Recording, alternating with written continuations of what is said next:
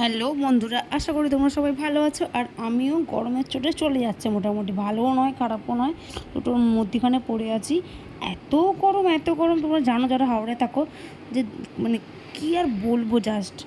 আর আজকে হচ্ছে ফলোয়ারিনী কালী পুজো, বুধবার। তো আমি অফিস টফিস করে আমি আর আমার বর বেরিয়ে পড়েছি কালী পুজো দেওয়ার উদ্দেশ্যে। আর আমরা কোথায় যাচ্ছি সেটা খানিকক্ষণ পরে বলছি। বাট কোথাও যাচ্ছে হচ্ছে সেটা হচ্ছে পুজো দিতে যাচ্ছি আমরা মায়ের কাছে। আর সেই পুজোটা কোথায় হচ্ছে, কী বৃত্তান্ত, সেটা সমস্ত আস্তে আস্তে দেখতে পারবে। আর এখন আমরা রাস্তায় আছি, বাইকে যাচ্ছি। অনেকটা পথ যেতে হচ্ছে আমাদের বাড়ি থেকে, প্রায় 45 মিনিট রাস্তা। আর এই দেখো রাস্তার দুধারে গরু বিক্রি চলছে, হ্যাঁ না, গরুর হাট হয় যেটা, গরুর হাট। দুদিকে এত গরু এত গরু, আমি তো ভাবছিলাম কী হয়েছে, তার আমার বর বলছে যে এটা গরুর হাট বসেছে। আর যাই হোক, আমরা গাড়ি রেখে চলে এসেছি হেঁটে হেঁটে, মন্দিরের কাছাকাছি আসি প্রায়, আর একটুখানি হলেই মন্দিরে। আর মন্দিরেতে আমার মা চলে এসেছে আগেই, 1 ঘন্টা আগে আমার মা এসে আমাদের জন্য ওয়েট করছে। আর এখানে আমি আমার মা প্রতি বছর আসতাম, আর গত 2 বছর হচ্ছে আমার বর আমার সাথে আসছে। এটা হচ্ছে পাতিহালে মা মণ্ডলা কালীমার পুজো। এই দেখো এখানে লেখা আছে মা মণ্ডলা কালী। পাতিহালে যারা থাকো বা আশেপাশে শহরে, মোটামুটি হাওড়ার সবাই জানে যে মা মণ্ডলা কালী পুজো খুব বিখ্যাত। আর মা খুব জাগ্রত মা। এটা দেখো সবার মনে যে যার ভক্তি সে তার কাছে, বাট আমি মনে করি মা খুব জাগ্রত। সমস্ত মায়েকেই মন দিয়ে ডাকলে সে মা সাড়া দেয়।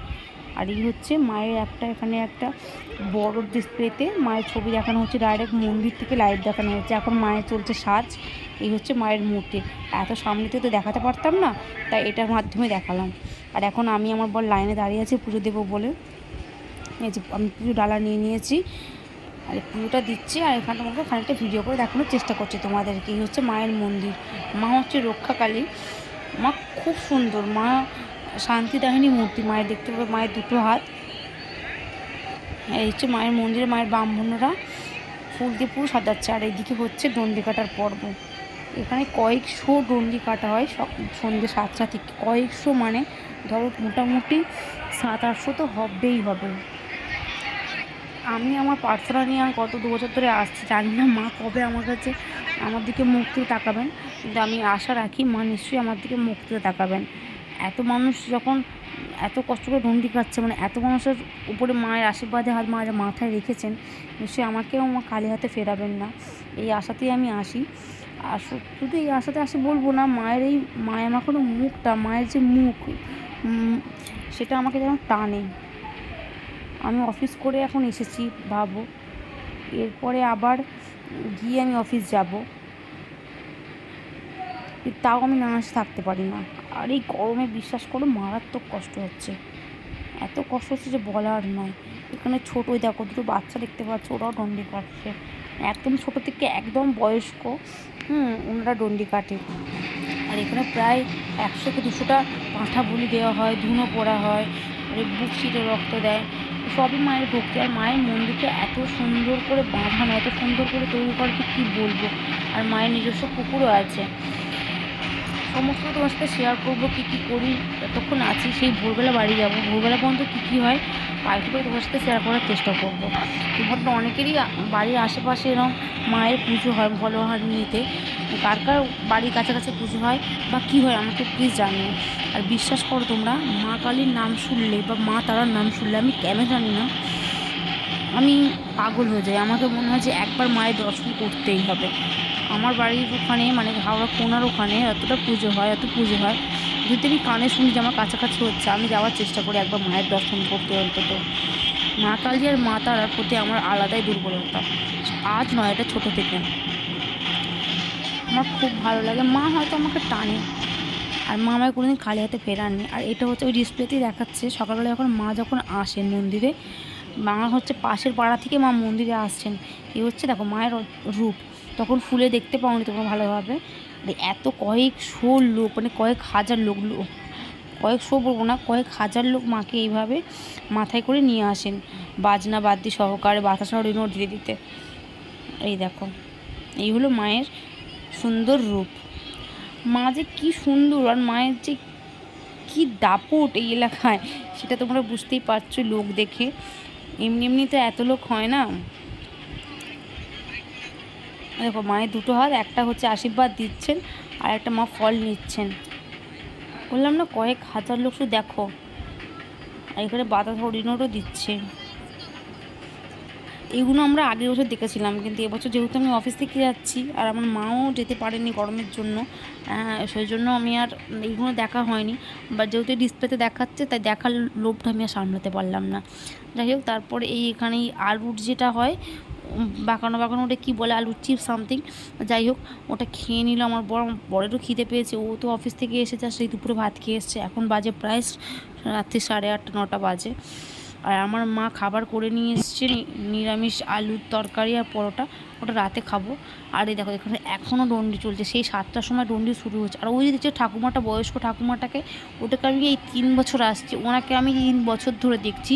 আর আমি মুগ্ধ হয়ে যাই যে উনি এই বয়সে এত কষ্ট করে ডন্ডি কাটেন। আমি জানি না এই বয়সে ওনার কী চাওয়া পাওয়া থাকতে পারে, কিন্তু উনি দেখো, উনি এই বয়সেও ডন্ডি কাটেন, কত কষ্ট করে উনি ডন্ডি কাটেন। ওনার দেখলে না চোখে জাস্ট জল আটকা রাখতে পারবে না। আমি না শুধু ভাবি, এই ঠাকুমাটা ঠিক করে সোজা হয়ে শুতেও পারেন না, শুয়ে যে ডন্ডি কাটবে সেটাও পারেন না, কিন্তু তাও উনি আসেন প্রতি বছর। ওই পরপর 3 বছর হলো, 3 বছর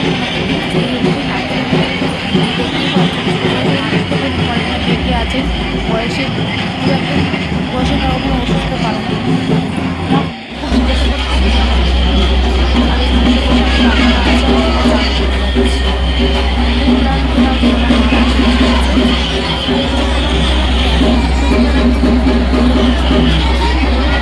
ওই লাখ লাখ লোকের মধ্যে গরম হবে না, আর একটা কাছে হাওয়া পাওয়া চলছে না, কিচ্ছু না।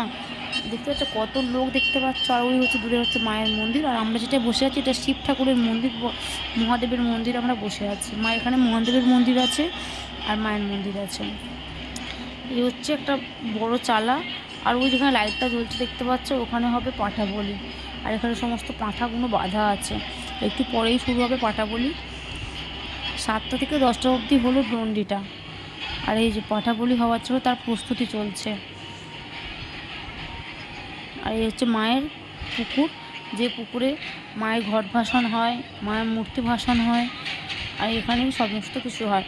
আর আমরা সকালবেলা, আমি গত 3 বছর, আমরা বা আমি বলো, যাই বলো, তো সকালে ঘট ভাসানের পরে এই পুকুরে স্নান করে তারপর বাড়ি যাই।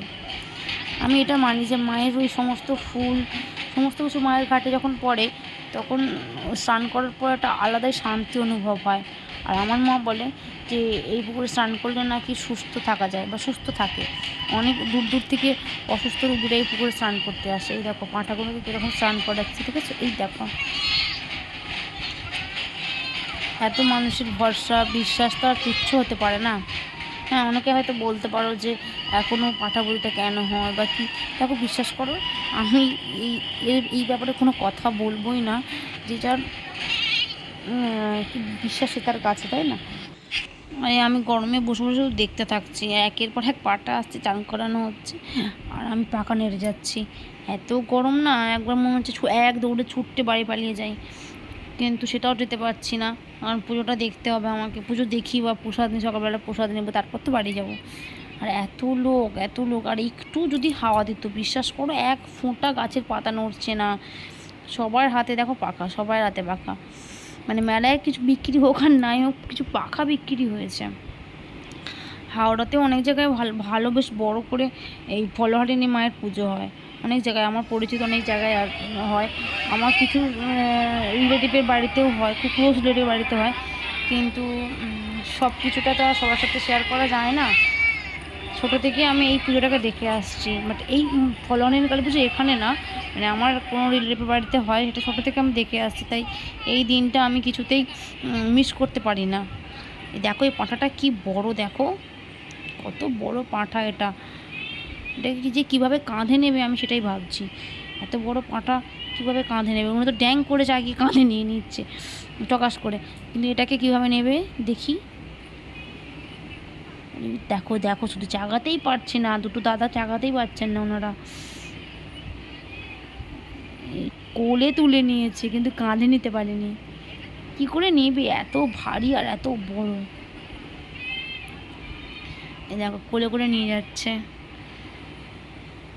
আর এই সবাই দেখছে, সবাই ভিডিও। যে আমার এখানে আমার বড়ের অবস্থা বেহাল হয়ে গেছে, গরমে বাচ্চাটি এত কষ্ট পাচ্ছে যে কী বলবো। ওকে দেখে আমার কষ্ট হচ্ছে, ওকে আর আমার মাকে দেখে। আর এই যে এখন পুজো হয়ে গেছে, এরপরে হয়তো মায়ের ঘট বসানো হবে। এই যে মায়ের মূর্তি দেখো, মা কত সুন্দর ফুলে সজ্জিত হয়েছে, দেখতে পাচ্ছ তোমরা।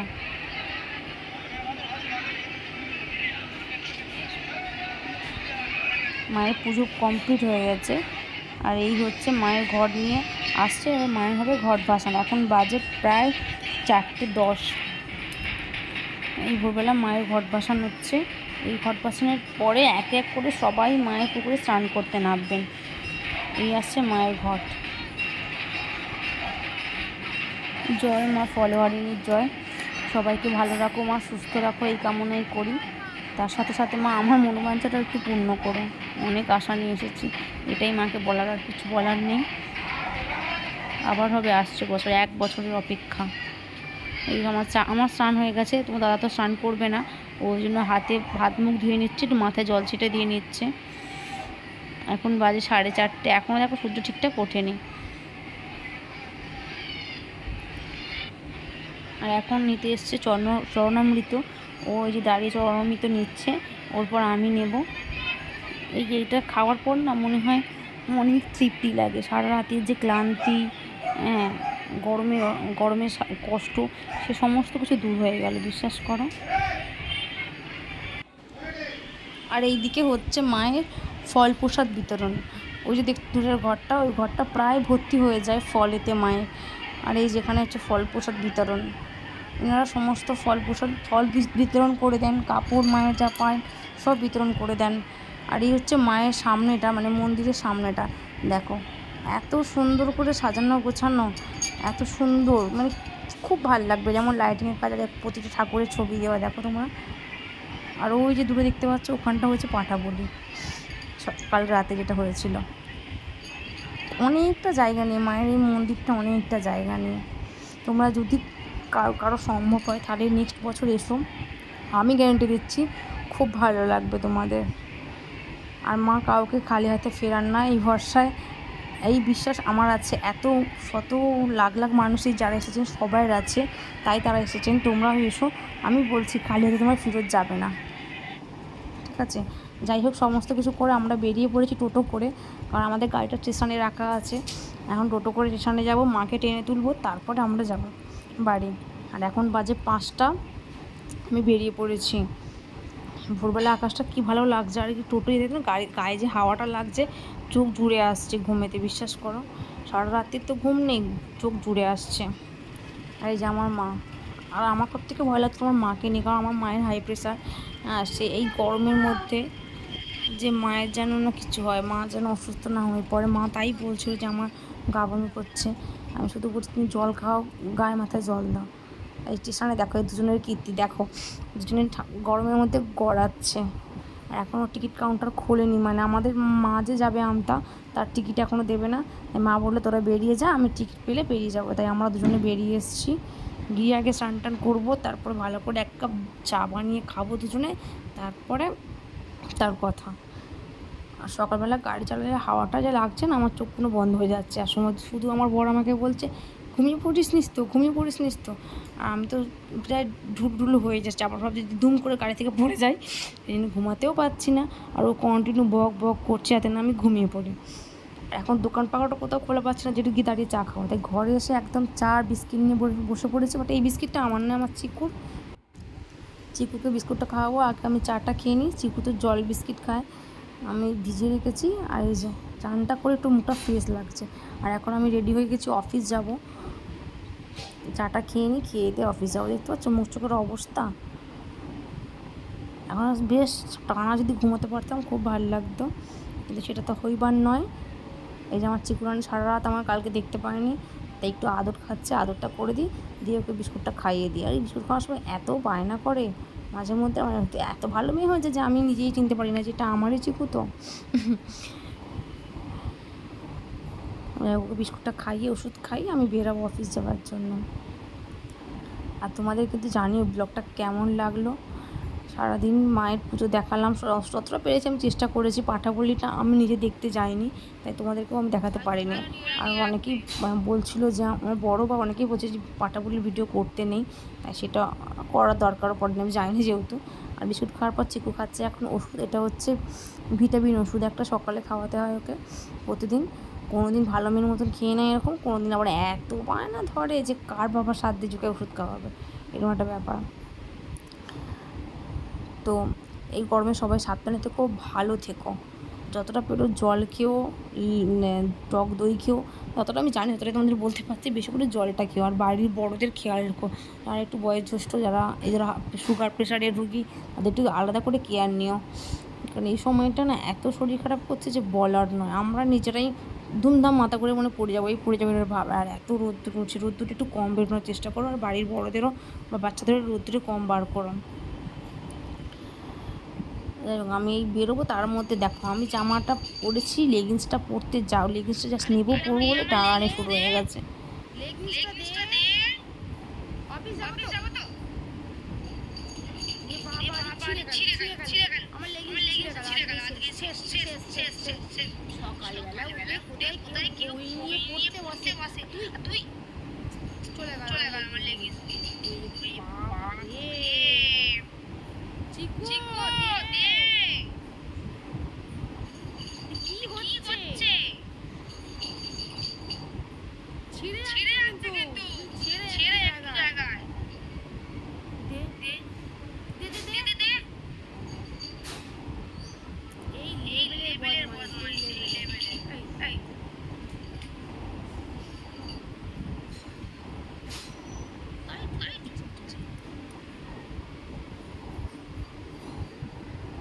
দেখতে পাচ্ছ অবস্থাটা, একে দেরি হয়ে যাচ্ছে অফিস যাওয়া, তার উপর দেখো।